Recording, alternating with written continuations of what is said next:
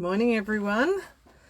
I am jumping on to have a chat with my friend Jazz Dennis from Steps in Faith, and we're going to be talking about what is an empty vessel. So I'll just grab her and get her to come on.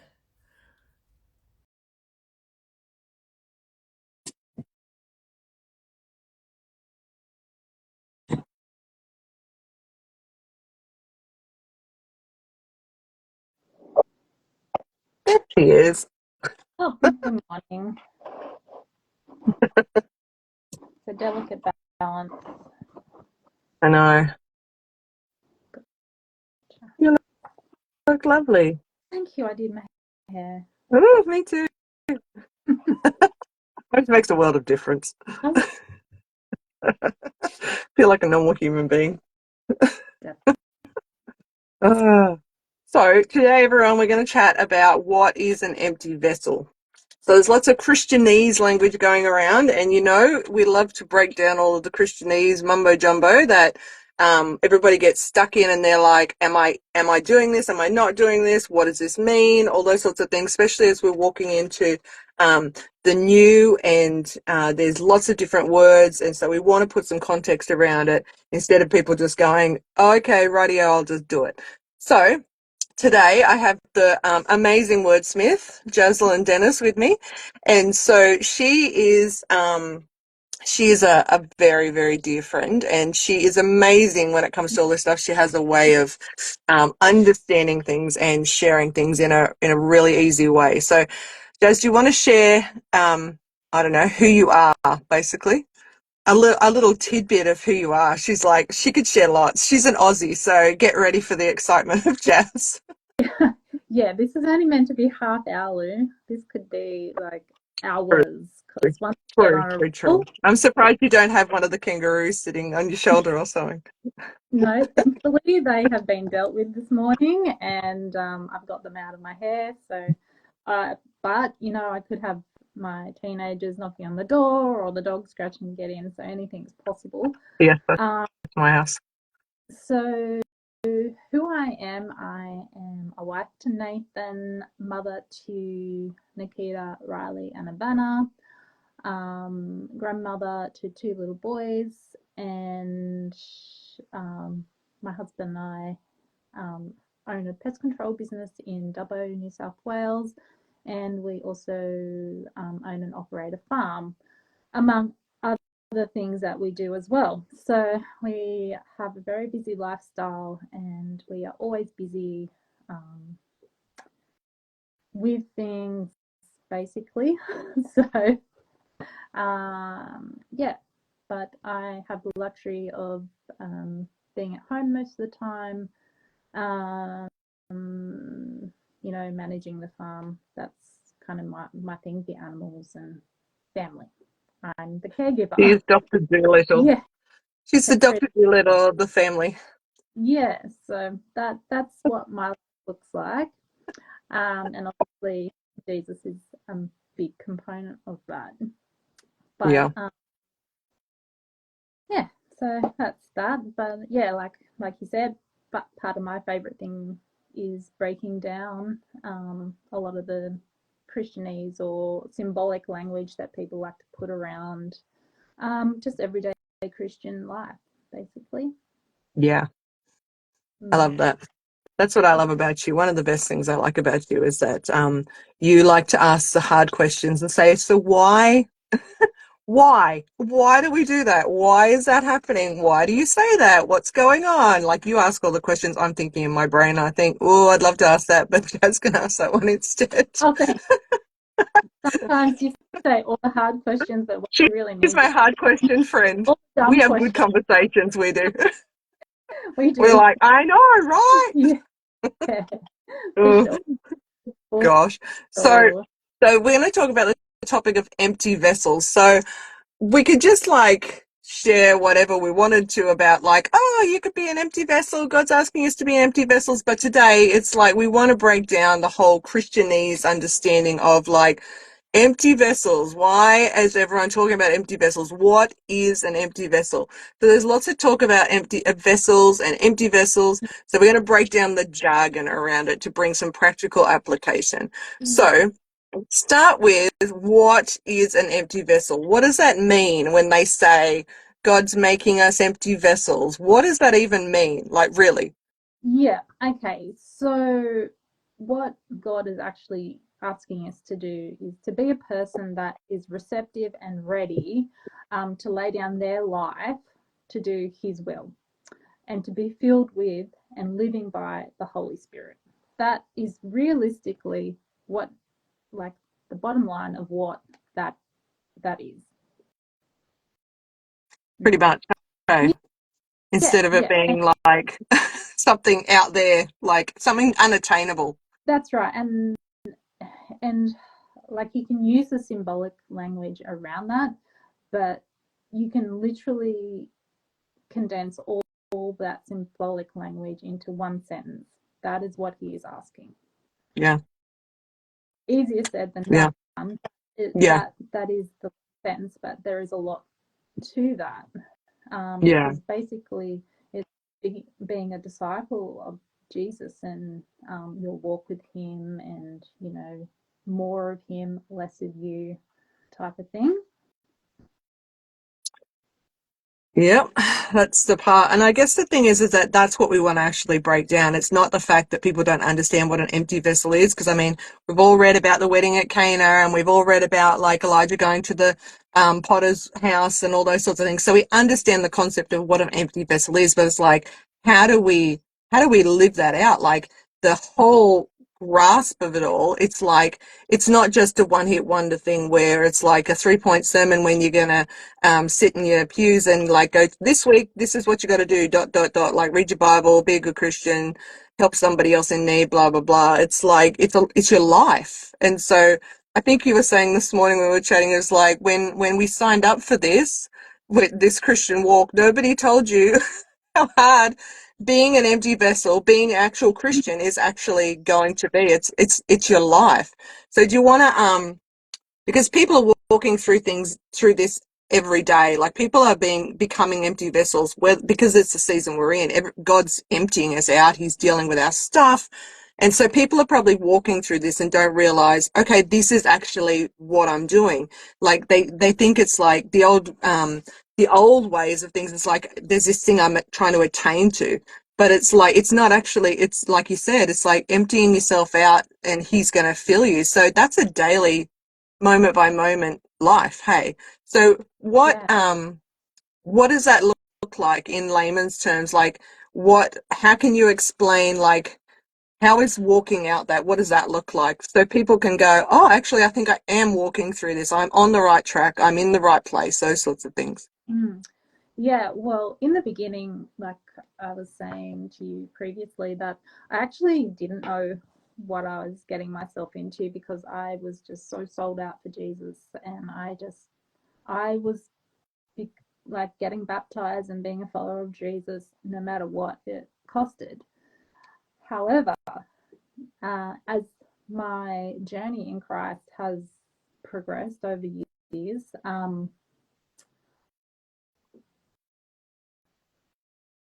it has been difficult, and there has been real times of tension between the flesh and the spirit, and working that through, and um, kind of, there's been deliverance that's been needed, there's been healing that's been needed, there's been relationships that have needed to be addressed and reconciled in that journey. So there is just always this um,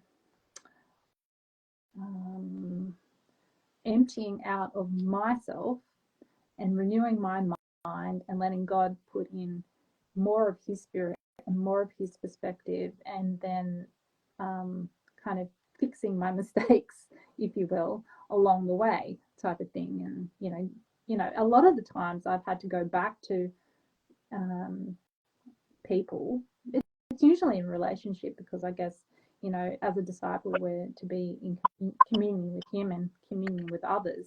And a lot of this is in relationships. So it's always been going back to a person and Yes. reconciling that. You know, it's always transition like that, and that might be from years and everything, but it always comes back to that in hindsight, really. Yeah.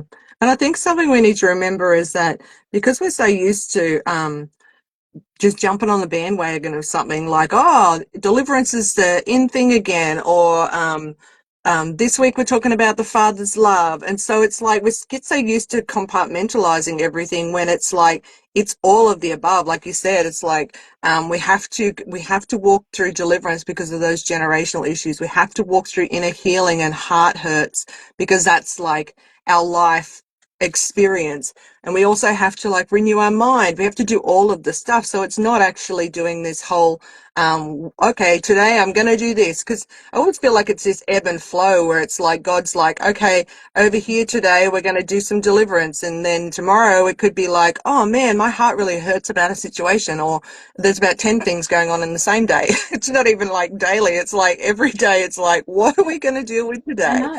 So it's like that place where it's like all the time. And that's actually normal. I It think is. people are like, is this normal? Is this supposed to be right? But because we haven't um, been in tune with this stuff, in fact, that like this is daily life of emptying our vessels and filling ourselves with Him, this is life. Like it's like put on Christ every day. That's what it says. And so putting on Christ every day is that place where we have to be empty. We have to empty ourselves. We have to die to self. Like pick up your cross. We 100. just we think that they're just things, and it's like no, this is life. This is Christian 101. Sadly, It is. that no It one is. talks about. No, It's wild. no. And some of those days are really hard, and you know, you're a mother in amongst that. You're an employee. You're wearing all your hats at the same time. So yeah, you can feel like you're in a bit of a pressure cooker from time to time, and you're Yeah, like, I'm just trying to do my stuff. God, help me, yeah, please. yeah. I Yeah. agree. So It's hard, yeah, yeah. I but mean, but I think it's good because people will be like, oh, okay, so this is normal. it is. It's Sadly, not it's glamorous. normal. Sorry. It's super not glamorous. I mean, you see a lot of leaders sitting up on stage and having this really relaxed conversation about, you know, being a vessel for Christ, and you know how it's just all these amazing things and that He's working in you, and that is true. But they don't Yeah, tell you about the tension and yeah. the um, the grind of what that takes, and it's a pressing and And like some days if you it's just not feel feeling like that, then you're not obviously dying.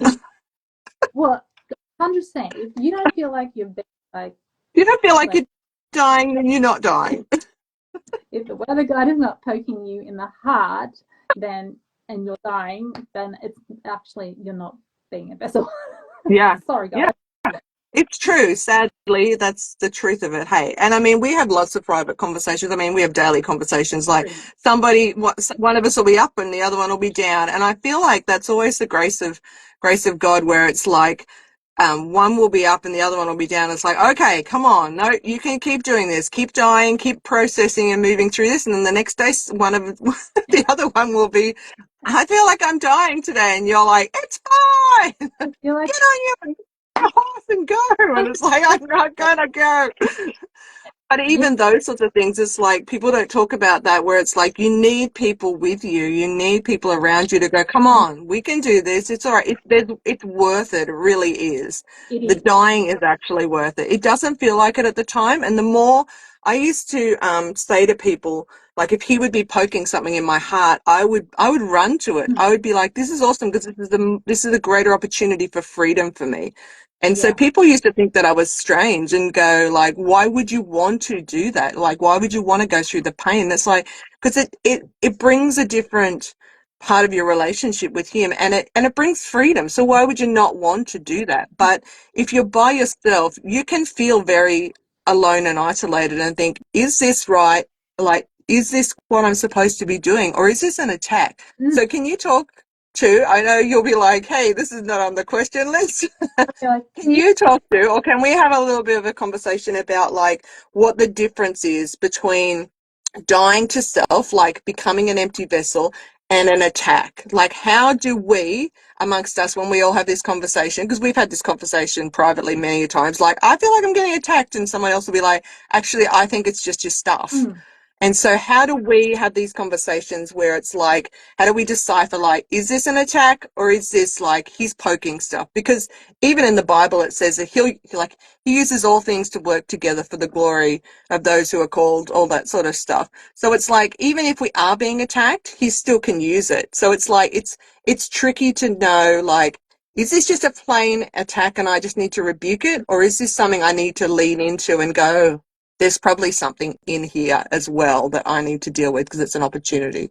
Yeah, and some days it can be all of the above, to be honest. Like, and I guess, and also I will just say that when you are in those times, usually you're not in the greatest headspace to really, like, or you might be a bit pressed for time to really kind of fluff this out and figure it out. So, firstly, I always like to just give myself time to figure it out. And sometimes I don't actually have the answers on that day. It's usually in reflection that I kind of go, oh, okay, well, yeah, I see that was a little bit of an attack, but mostly it was just my stuff. I mean, this is really a hard question too because a lot of the times it's just my stuff. Yeah. Um, I there think we like has been, to deflect to the enemy though, because it's like, oh, it's an attack. yeah, Because we're used to that. We're used to that. Oh, you're getting attacked. Like yeah, Jesus looks after us. He protects us. You wouldn't feel like this if Jesus was doing that. It has to be an attack. And it's like, actually, that's not true. yeah, no, that's right. And I don't want to give credit to the enemy when there is no credit due. Yeah. Um, and well, let's use the example. So last week I had like a bit of like the spirit of intimidation really coming against me hard. Um, that was pretty clear because all my thinking was very negative and talking down on myself, and it was a little like probably linked to the root of rejection, which is linked to all the childhood trauma and stuff that I went through. So in that case, it it was both. So it was that spirit of intimidation coming up against me because of the root of the rejection from my childhood trauma. So I had to deal with both in that instance. But then a lot of the times, um, if it's just stuff coming up in me, I'm like, like in a relational sense where I'm just getting a little bit triggered by things. I'm like, I need to go and deal with myself. Yeah. Yeah, like something like that person's not doing anything really out of the ordinary, but for some reason these words are hitting on me. I think I better go and check myself. Yeah. Get a little And I diagnosis. think that comes with maturity, though, hey, all Yeah, that. Like, the further along we do this stuff, and the more we realize that we're actually accountable for ourselves, like I've said in the last few weeks, that we're moving away from that hierarchy system where it's like the man at the front tells you what to do, and you're like there's no responsibility on your behalf or anything. And so now we're moving back to that place of intimacy with him, because if he's going to fill the vessel, like he has to be partnering with you in this stuff. And so of course he's going to poke stuff. mm, So that's that maturing where it's like, it's now my personal responsibility to make sure that I'm dealing with my stuff.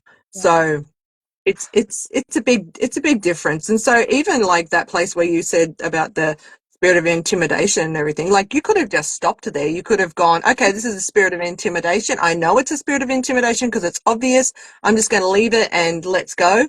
And so some things like, and like you'd already said that to myself, and I'm like, I think there's something more going on here. And so it was like maybe without people around you, um and you're not mature in doing this sort of stuff, because I mean we've been doing this for a little while, like personally and everything. You can sometimes get caught in the fact that maybe that it is just a demon. I'm just going to let it go and move on. And so when you rebuke the demon will shut up basically and go away. And you'll think, I'm okay. But it's like, that's that place where we're saying there's an opportunity there where God is saying, okay, there's a root in here. There's a reason why that spirit of intimidation is able to come and harass you like that. And if we don't deal with the root, which is the inner healing, dealing with our stuff, forgiving people, processing stuff with Him, if we don't do that stuff, it comes back. And so that's why lots of people will be like, oh, this thing attacks me all the time, or rejection attacks me all the time. Rejection attacked me for years. And I would be crying in my car coming home from things that the Lord had said, you need to go and connect with people. And I was like in the side of the room by myself, and I'd go home crying, going, I'm not doing this anymore. God, this is horrible.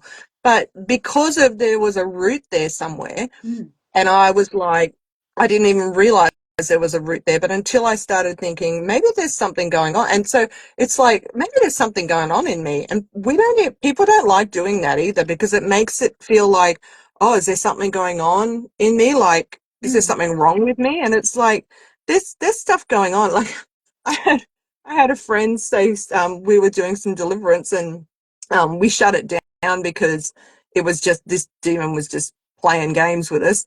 And she messaged me later, and she's like, I don't know if I can cope with this, because now I know that there's demons like roaming around, like in me and around me. And I'm like, honey, it's been there the whole time.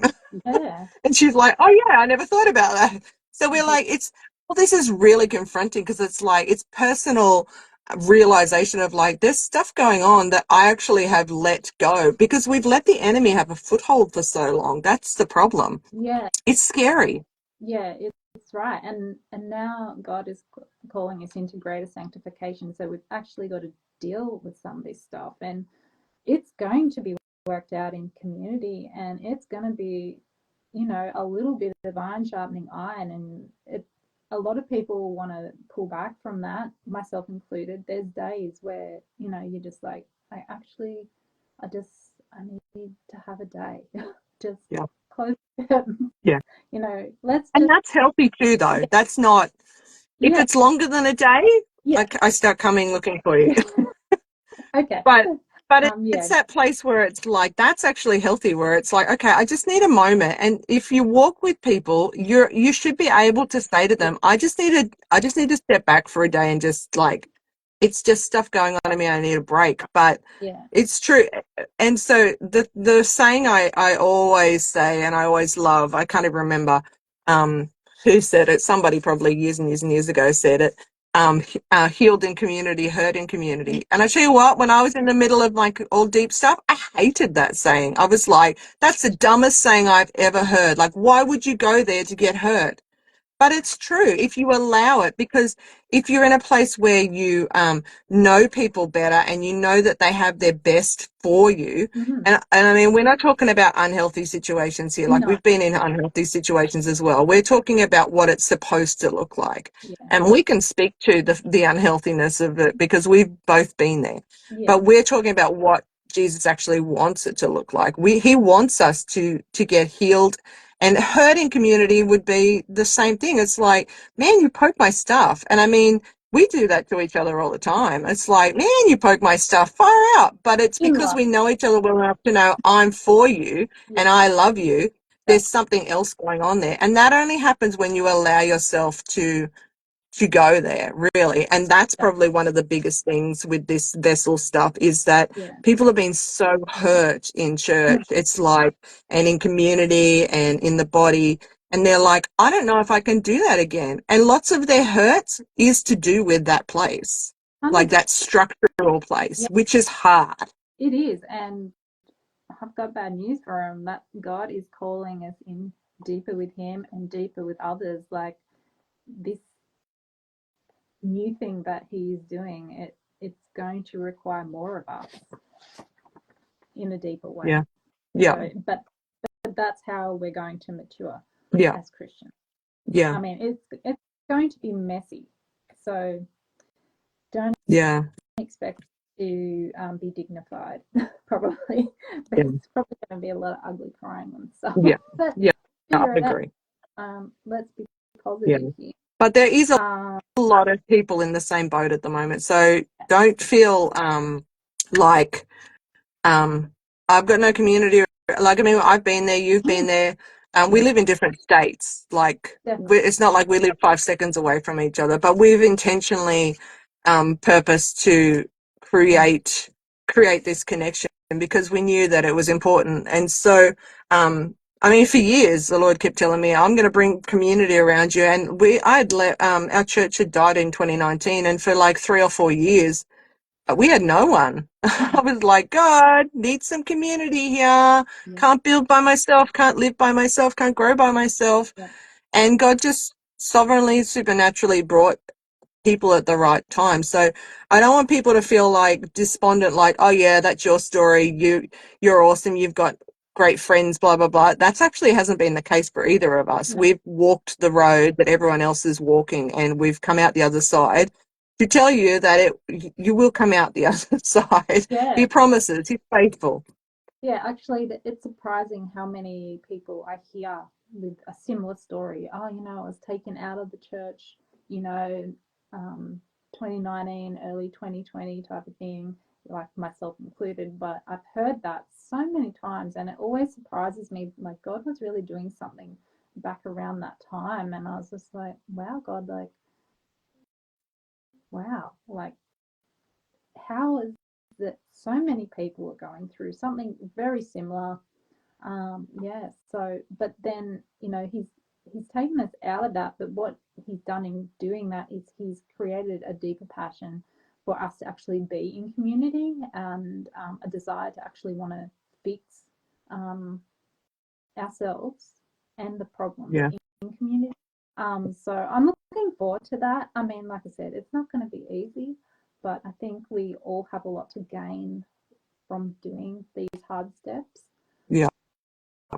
Yeah, Yeah. I agree. Um, And I actually think when I think about all of the years that like I'm the same. I hear lots of people say, "Oh my gosh, that's so weird. He took me out of it at the same time." And I actually can look back now and I think the reason why he took us all out, and I mean, COVID was a blessing really in the end because we were all locked in our houses and we had no choice but to deal with our stuff. I had to.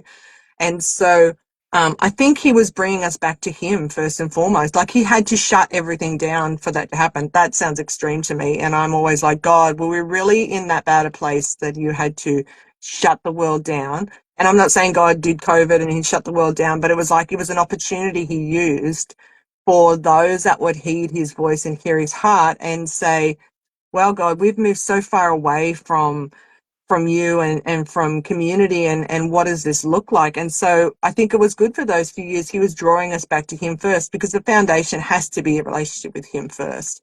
And now we're seeing that after those couple of years, that he's actually bringing us back into a place of community. And so it's like, see, you've got to be healthy to be able to be in community. And some of the stuff that we were dealing with was actually connected to community. And so he's like, you have to deal with this now before you spew your stuff all over somebody else, basically, and everyone's spewing their stuff at the same time. And it's like this is really unhealthy. yeah, And so I actually believe that it actually was an opportunity that God did to bring us to back to Him, to draw us back to Him and to our first love. So, I mean, yeah, it's huge. It really is.